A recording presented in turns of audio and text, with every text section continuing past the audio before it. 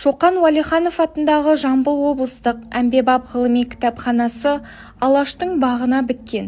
Абайдан кейінгі қазақтың жазба әдебиетінде әр жанрда еңбек етіп, ерекше көзге түскен Сұлтанмахмұт Торайғыровтың 130 жылдығына арналған Алаш идеясының жаршысы атты тарихи дерекнамамызды оқырмандар назарына ұсынып отырмыз.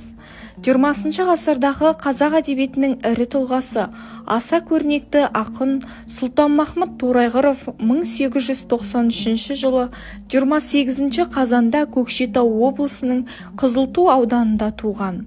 Торайғыровтың 2 жасында шешесі қайтыс болып, 6 жасына дейін әжесінің тәрбиесінде болған.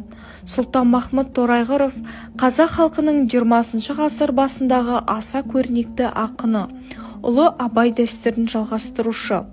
Өзі өмір сүрген қоғам шындығын, қайшылығын бейнелей білген адам. Қазақ әдебиетінің ірі тұлғасы, аса көрнекті ағартушы, ақын Сұлтанмахмұт Торайғыров аз ғұмырының ішінде бірнеше лирикалық өлеңдер, 10 шақты мақала, 2 роман, 5-6 поэма жазып, қазақ поэзиясын жаңа сатыға көтерген ірі суреткер, реалист, жаңашыл ақын.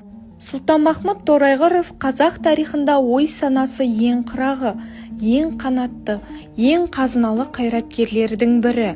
Сұлтанмахмұт Торайғыров бүкіл ғұмырын халық ағарту ісі мен шығармашылыққа арнаған. Сол дәуірдің айрықша тұлғасы Сұлтанмахмұт Торайғыров жасында жабысқан дерт кеселінен 27 жасында қайтыс болды. Аз жасағанына қарамай ол қазақ поэзиясы мен прозасын жаңа сатыға көтеріп кетті.